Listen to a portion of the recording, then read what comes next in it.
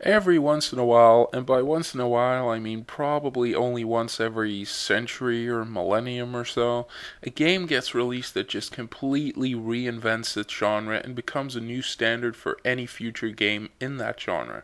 Without a doubt, Street Fighter 2 is one of those games. Since I can't be bothered to go check Wikipedia for it, I can't even begin to roughly guesstimate how many super duper special turbo remix flashy sexamorgastic editions there are of this game, but I can tell you it's quite a few of them. I had Street Fighter 2 Turbo Hyper Fighting on the SNES, which to this day still stands as one of my all-time favorite fighting games.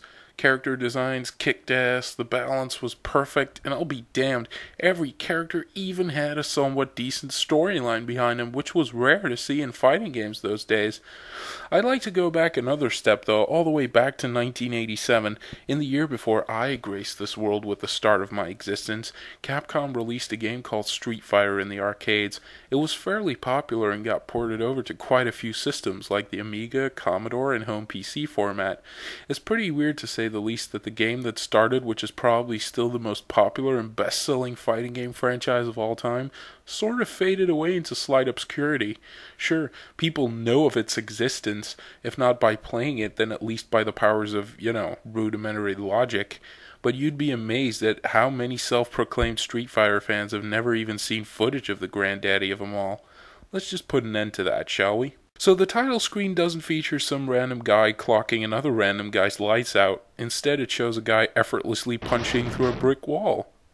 Okay. Long story short, you play as Ryu, or at least the ginger teen version of Ryu.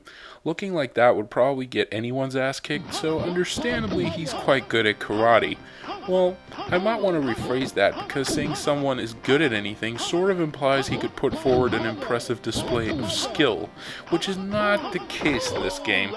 What you'll mostly find yourself doing is hopping around like a jackass trying to pull off a special move. Most of the really classic special moves we associate with Street Fighter now all have their origins in this game, like the Hadouken, Shoryuken, Tatsumaki Senpukyaku, Tiger Shot, and Tiger Knee. As easy as the moves were to pull off in later Street Fighter games, the harder they are to pull off here. You have to remember, this game still has a very basic fighting system in which the previously input move's animation has to finish before the new input is considered valid.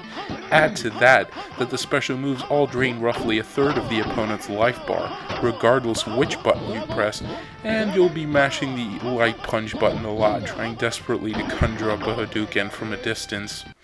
Instead of selecting your opponent's character, you get to choose a country. In Japan, you fight Retsu, a monk that was dispelled from his order, and Geki, a generic ninja that occasionally hurls some shurikens at you. Ryu then racks up the frequent flyer mileage and flies to America, where he fights an all-round martial artist named Joe and a boxer called Mike, who apparently killed an opponent in a fight. When he ends up in China, Ryu fights some guy named Li in front of the Great Wall of China, and Gen, an assassin. You remember Gen, the old guy from Street Fighter Alpha? Wow, they sure ended up changing him for the better, huh? Now, you might think the noble game of golf couldn't possibly have anything to do with a fighting game, but what do you know? It does. In England, you fight Birdie, a huge bodybuilder/bouncer type in front of a dodgy nightclub, and Eagle, a butler and bodyguard to a rich family that fights you with what appear to be two miniature cricket bats. Last but not least, our teenage friend heads over to Thailand to indulge in some sex tourism, challenge seeking, and so he fights two more guys. First up is Adon, who is a student to the self-proclaimed greatest Muay Thai fighter in history, and of course the latter himself, who's called Sagat, who later becomes one of the few characters to appear in every single game in the series. The music and sound effects, well, I just wouldn't expect any of these.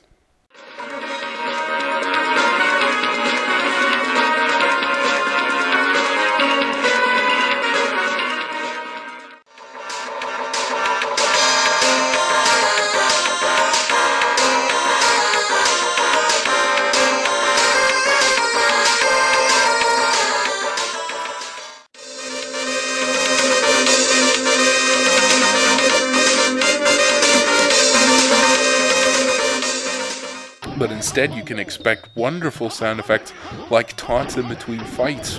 that sound like Chinglish alien Borat, if that makes any sense. Oh, and they all sound the same, of course. You've got a lot to learn before you beat me. Try again, kids. Look then, the Don't Forget Denno and Sagat all over the world.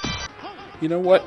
All in all, Street Fighter really isn't a bad game by any definition. It's just pretty hard to imagine that they created such a legendary fighting game franchise from this game that was still pretty rough around the edges, to say the least. We're already 22 years in, and after Capcom's recent announcement of Super Street Fighter 4, I really just couldn't help myself and had to give this game the proper playing it, well, sort of deserved. If you guys want to play it, you can check it out on MAME, get one of the horrible console ports of the day, or play it on the Capcom Classics Volume 2 collection on the PS2 like I did. Go in peace, young grasshopper, and remember, Confucius say, man who likes to scratch ass should not bite fingernails.